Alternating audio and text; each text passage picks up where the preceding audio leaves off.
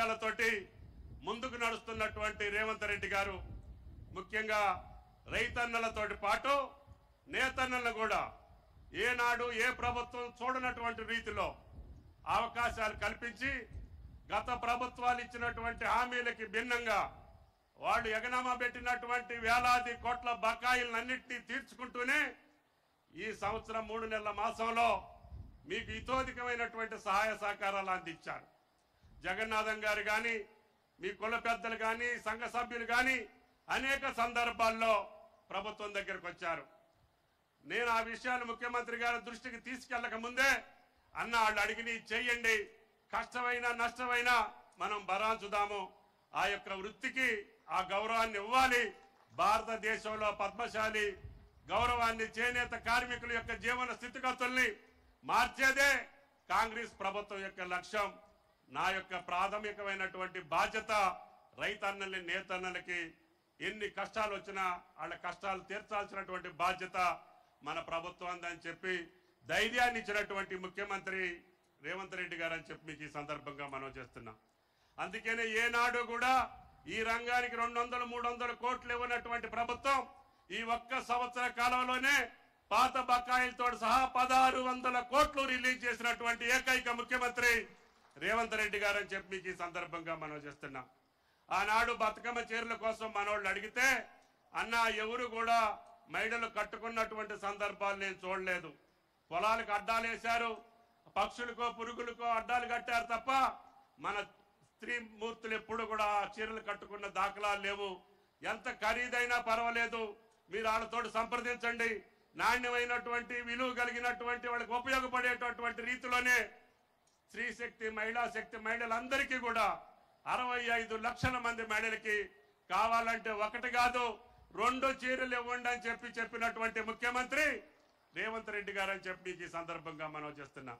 అందుకనే మీరు ఇందాక మురళీ గారు చెప్పినటువంటి అన్ని పథకాలకు కూడా నిధులు సమకూర్చాం. మీరు అడిగినటువంటి వేములవాడ యారన్ డిపోర్ట్ని కూడా శాంక్షన్ చేశాం. అదేవిధంగా పూజ్యులు కొండా లక్ష్మణ బాపూజీ గారు ఈ యొక్క కుల దైవం అయిన మార్కండేయ తర్వాత మనం పూజించగలిగినటువంటి వ్యక్తి కొండా లక్ష్మణ బాపూజీ. ఆయన తెలంగాణ ఉద్యమమే కాదు, పేదల యొక్క బడుగుల యొక్క బలహీన వర్గాల యొక్క సంక్షేమం కోసం ప్రాణాలు అర్పించినటువంటి మహా వ్యక్తి పేరిట IIHT వస్తే కేవలం వారం రోజుల్లోనే ఆ పెద్ద ఆయన పేరు మీద సంస్థని స్థాపించాలని స్వయంగా వచ్చి స్థాపించినటువంటి వ్యక్తి మన ముఖ్యమంత్రి రేవంత్ రెడ్డి గారు అని చెప్పి మీకు ఈ సందర్భంగా మనం చేస్తున్నాం. దాన్ని భవిష్యత్తులో స్కిల్ యూనివర్సిటీలో పెద్ద ఎత్తున ఈ యొక్క IIHTని స్థాపించి ఆ నైపుణ్యాన్ని మన బిడ్డలందరికీ అందించాలనేది ముఖ్యమంత్రి గారి కోరిక. కాబట్టి ఈ రాష్ట్రాన్ని అన్ని రంగాల్లో ముందుకు తీసుకెళ్తున్నటువంటి క్రమంలోనే ఈ నేతన్నల యొక్క నైపుణ్యాన్ని పెంచడంతో పాటు వాళ్ళ జీవన స్థితిగతులను పెంచడంతో పాటు వాళ్ళు చేసినటువంటి అన్ని బట్టల్ని కొనుగోలు చేసి మీ యొక్క జీవన స్థితిగతులు మెరుగుపరచడమే రేవంత్ రెడ్డి గారి ప్రభుత్వం యొక్క ప్రధాన లక్ష్యం అని చెప్పి మీకు ఈ సందర్భంగా మనం చేస్తున్నాం. ఇంకా 1-2 విషయాలు ఇందాక పెద్దలు చెప్పారు. అది రుణమాఫీ మొన్న ఆ ప్రారంభోత్సవ సభలో చెప్పారు. ఈ బడ్జెట్లోనే ఏర్పాటు చేసి రేపు మార్చి బడ్జెట్లో మీ రుణమాఫీని చేపించేటటువంటి బాధ్యత రేవంత్ రెడ్డి గారి ప్రభుత్వాన్ని అని చెప్పి కూడా మీకు ఈ సందర్భంగా మనం చేస్తున్నాం. వేదిక మీద సిరిసిల్లకు సంబంధించినటువంటి విద్యుత్ శక్తి బిల్లులకు కూడా నిర్ణయం తీసుకోవాల్సి ఉంది. ఆ బ్యాక్ బిల్స్ ఏదైతే వేశారో అది కూడా గౌరవ ముఖ్యమంత్రి గారితో చర్చించి మీకు సదుపాయం ఉండేటట్టుగా, మీకు అనుకూలంగా ఉండేటట్టుగా, మీ జీవన స్థితులకు మెరుగుపడేటట్టుగానే రేవంత్ రెడ్డి గారి నిర్ణయం ఉంటుంది తప్ప మీకు కష్టపెట్టేటటువంటి నిర్ణయం మా జన్మలో మేము చెయ్యము అని చెప్పి మీకు ఈ సందర్భంగా మనం చేస్తున్నాం. కాబట్టి దయచేసి ఏ సమస్య ఉన్నా అనిల్ గారి ద్వారా, మురళీ గారి ద్వారా, జగన్నాథం గారి ద్వారా, మీ సంఘ సభ్యుల ద్వారా మా దృష్టికి వస్తే ఈ ప్రభుత్వానికి ఉన్న శక్తి మేరకి ఈ యొక్క నేతన్నలకి సహాయం చేయటమే రేవంత్ రెడ్డి గారి ప్రభుత్వం యొక్క ప్రధాన బాధ్యత. ఈనాడు రైతన్నల్ని ఎన్ని కష్టాలు వచ్చినా ఏ రకంగా రేవంత్ రెడ్డి గారి ప్రభుత్వం ఆదుకుంటుందో అదే పద్ధతిలో మిమ్మల్ని కూడా ఆదుకోవాలనేది ఆయన ప్రధానమైనటువంటి లక్ష్యం. కాబట్టి ఇందాక పెద్దలు చెప్పినటువంటి కులగణన ఆయనకు అనేక ఆటంకాలు కల్పించారు, అనేక అభ్యంతరాలు కల్పించారు. అయినా కానీ పార్టీ నిర్ణయం, రాహుల్ గాంధీ గారి మాట, అదే రేవంత్ రెడ్డి గారికి వేదవాక్కు. అందుకని ఎన్ని కష్టాలు వచ్చినా ఎంతమంది వ్యతిరేకించినా రాహుల్ గాంధీ గారి మాట నిలపడం కోసం ఈ దేశంలో తెలంగాణ రాష్ట్రం ఒక మార్గదర్శకంగా ఉండాలి. ఆయన మాట నిలుపుకొని ఈ పేద వర్గాలకి బలహీన వర్గాలకి అన్ని రంగాల్లో అవకాశాలు రావాలి అంటే కులగణన చేయాలి, ఆడ లెక్క తేల్చాలి, ఆడ జీవన స్థితిగతులు మెరుగుపరచాలి.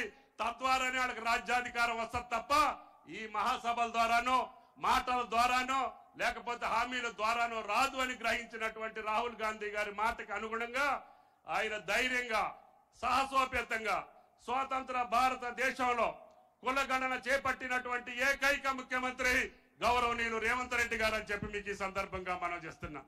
అటువంటి ముఖ్యమంత్రిని రక్షించుకోవాల్సినటువంటి అవసరం, అటువంటి ప్రభుత్వాన్ని మీరు పరిరక్షించుకోవాల్సినటువంటి అవసరం, అటువంటి ప్రభుత్వం ద్వారా అనేక సదుపాయాలు మీరు ఆపాదించాల్సినటువంటి అవసరం ఈ రాష్ట్ర ప్రజలకు ఉంది.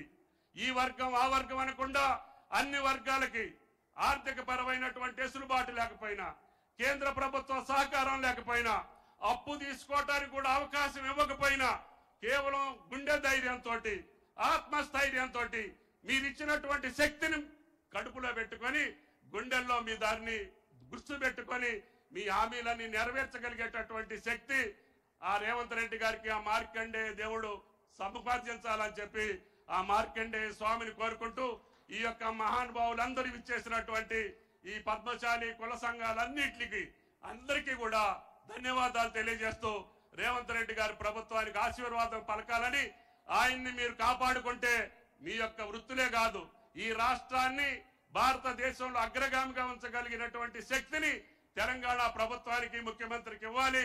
తద్వారా ఈ యొక్క రాష్ట్రం అందరికీ మార్గదర్శకంగా ఉండాలి. అదే ఆయన యొక్క కోరిక. ఆ కోరిక తీరేటట్టుగా మనందరం కూడా ఆయనకి అండదండలుగా నిలబడాలని చెప్పి ప్రార్థిస్తూ